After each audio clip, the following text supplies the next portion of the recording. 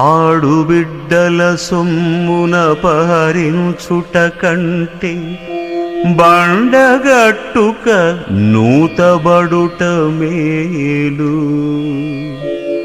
పరుల కాంతల బట్టి బల్మిగూడుట కంటే బడబాగ్ని కీలల బడుట మేలు. బ్రతుకజాలక దొంగ పనులు చేయుట కంటే కొంగుతో ముష్టెత్తుకొనుట మేలు.